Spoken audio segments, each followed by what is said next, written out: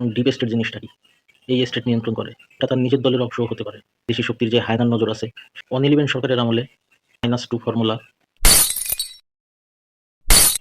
খালেদা জিয়ার অসুস্থতাকে কেন্দ্র করে একটা আলোচনা বাংলাদেশে প্রচুর পরিমাণে চলতেছে। সেটা হচ্ছে তারেক রহমান কেন দেশে আসছে না? মায়ের এই গভীর সংকটময় মুহূর্তে তার ছেলে কেন দেশে আসছে না? এটা বাংলাদেশের প্রত্যেকটা জায়গায় ব্যাপকভাবে আলোচনা হচ্ছে। রাজনীতি অঙ্গন থেকে শুরু করে একদম চায়ের দোকান পর্যন্ত সব জায়গায় তার এই দেশে ফেরার গুঞ্জন। এখন প্রশ্ন হলো তিনি দেশে আসতেছেন না কেন? কারণ তো আছে অবশ্যই। কোনো কারণ না থাকলে সে অনেক আগেই দেশে চলে আসতেন। এখন এই কারণগুলো আসলে কি? দেশে আসা নিয়ে সে ফেসবুকে যে স্ট্যাটাস দিছে সেই স্ট্যাটাসের উপর চুলছেড়া বিশ্লেষণ চলতেছে। একেকজন একেকভাবে সেই স্ট্যাটাসের বিশ্লেষণ করতেছেন। আপনারা কি জানেন বাংলাদেশের রাজনীতিতে ডিপ স্টেট বলে একটা কথা আছে। ডিপ স্টেট জিনিসটা কি? ডিপ স্টেট হচ্ছে দেশের স্বাধীনতা সার্বভৌমত্ব বিরোধী একটা শক্তি। এটা কোনো অনুমোদিত শক্তি না।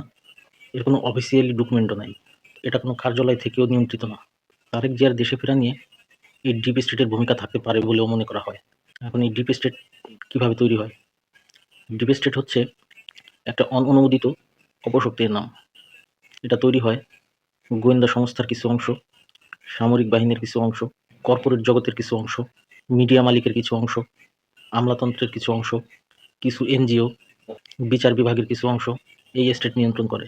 এটা বিভিন্ন রাজনৈতিক দলের অংশও হতে পারে, এমনকি এটা তার নিজের দলের অংশও হতে পারে। আর এই স্টেটটা পরিচালিত হয় অধিকাংশ সময় কোনো বিদেশি শক্তি দ্বারা। এমনিতেই বাংলাদেশের প্রতি বিদেশি শক্তির যে হায়নার নজর আছে সেটা তো সবাই জানে। এটা তো নতুন করে বলার কিছু নাই। আপনি এটাকে একটা অশুভ অদৃশ্য শক্তি বললেও ভুল হবে না।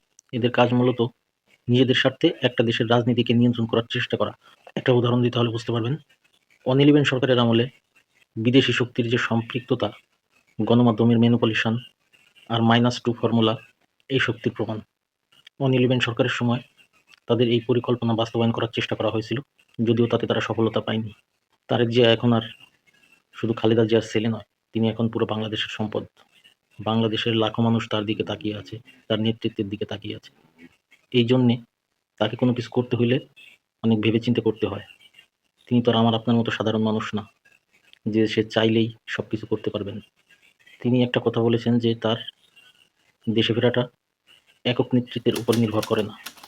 এই কথাটা দ্বারা বোঝা যায় যে দলীয় কোনো সিদ্ধান্ত নিজে নিজে নেন না, সবার সম্পৃক্ততায় সব সিদ্ধান্ত নেওয়া হয়। ডিপ স্টেট নামক এই অপশক্তিকে নির্মূল করেই তিনি দেশে ফিরবেন। তিনি নিশ্চয়ই তার মায়ের অসুস্থতাকে কোনো সংঘাতের কারণ বানাবেন না। এখন তার দেশে ফেরাটা শুধু মানবিক বিষয়ের উপরে নেই, হতে পারে সেটা কোনো সংঘাত। একটা মানুষ জেনে শুনে তো আর কোনো সংঘাতে জড়াতে চাইবে না, এটা খুব স্বাভাবিক ব্যাপার।